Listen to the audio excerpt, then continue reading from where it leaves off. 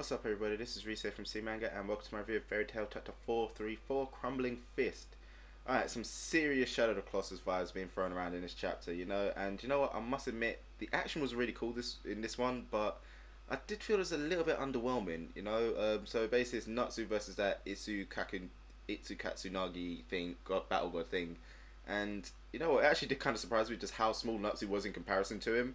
It's like I knew that obviously he was going to be small, but Jesus Christ, in like kind of Shadow Colossus terms, it was kind of like when you take on the final Colossi. I think that's the plural of them. Yeah, the final one. Just your size compared to him. You're basically like literally he's like a level. He's like a level basically.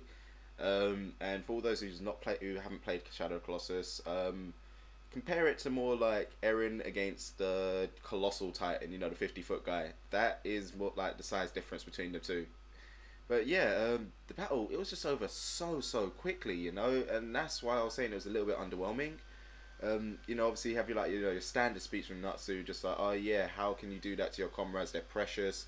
How can you just like discard them like they're nothing? All that crap. But yeah, after that, obviously the giant ended up swinging his sword.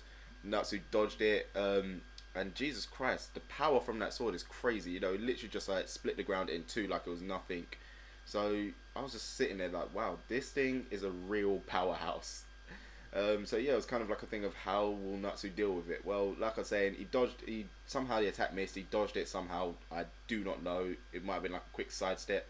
But either way, when the dust settled, you see him like legging up the sword, climbing straight up his chest. You actually see like the giant guy like trying to slap him off. Seriously, like I said, Shadow of the Colossus, you know what I mean? If Natsu had a grip gauge, you'd just see that in the bottom corner, that would be kind of cool.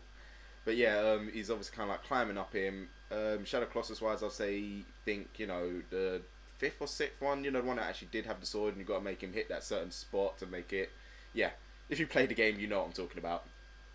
But yeah, Natsu ended up climbing straight up him onto his head, and then here came the pain. Natsu basically unleashed what it might have been his like kind of normal full power, but yeah, he ended up coming out of the Flame Dragon King's Crumbling Fist, and oh my god, that move was crazy. It's like he literally just shattered the giant like it was nothing.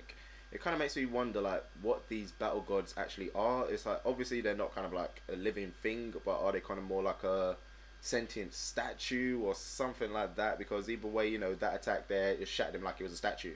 There was no like blood or anything. It's like obviously if it was kind of living flesh, they probably wouldn't have done that. But yeah, so yeah, that's pretty much what he did. Took him out. That was it. The battle done. So that's where my kind of underwhelmment actually comes from. The fact that it was just that one attack.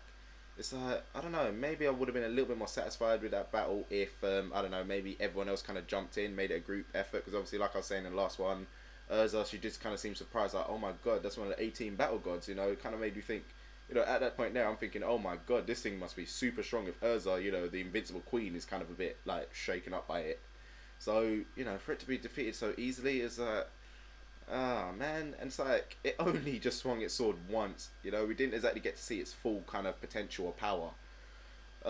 But other than that, I guess it does kind of show off just how truly powerful Natsu is now. And, I don't even, that's definitely not the full extent of his power, I'm not too sure what exactly he's unleashed, but we know we haven't seen his, like, Thunder Fire Dragon form. We haven't seen Dragon Force in a very long time. And hell, we don't even know whether or not he's using his second Origin Drive, So, hell, if he unleashes all of them, he might actually be hitting like Planet Buster levels right there.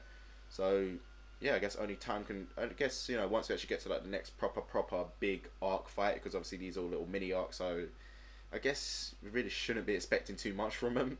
But yeah, I guess once we get to the real kind of big proper new enemy thing, that's when we're going to see Natsu go all out, and we're actually going to see the full extent of his training. Because, damn, the guy got that much more powerful in 1 year, man. He's on some Freezer hype right there.